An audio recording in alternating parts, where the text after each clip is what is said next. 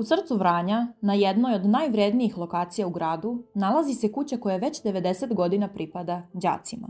Ostavili su je Olga i Nikola Dinić sa jasnom željom da služi obrazovanju, kulturi i budućim generacijama. Danas se ta kuća nalazi u centru spora. Grad pokušava da preuzme vlasništvo uz obrazloženje javnog interesa i plan izgradnje kreativno-inovacionog centra. Ali da li je javni interes u rušenju onoga što već služi javnosti?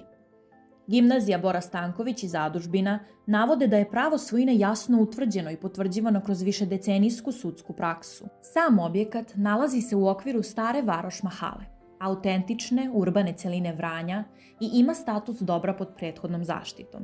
To znači da su svi radovi mogući isključivo uz posebne uslove i saglasnost nadležnog Zavoda za zaštitu spomenika kulture. Ipak, uprkos tome, pokrenut je postupak eksproprijacije. 3 dana nakon što je škola podnela žalbu, smenjena je direktorka Suzana Mišić-Stanković. Istovremeno, sama kuća je u lošem stanju i zahteva rekonstrukciju. Zadužbina trenutno raspolaže ograničenim sredstvima, dovoljnim da se radovi započnu, ali ne i da se u potpunosti završe. Iz škole navode da bi ostatak sredstava mogao da bude obezbeđen kroz donacije, uz podršku bivših gimnazijalaca i šire lokalne zajednice.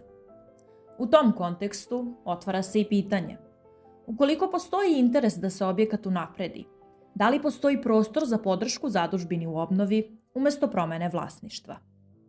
Slučaj otvara i šire pitanje poverenja, posebno u kontekstu optužnice protiv Nikole Selakovića koja se odnosi na skidanje zaštite sa zgrade Generalštaba. Dalji tok postupka pokazat će na koji način će biti rešeno pitanje vlasništva i namene ovog objekta, kao i kako će se primeniti propisi koji se odnose na zaštitu kulturnih dobara.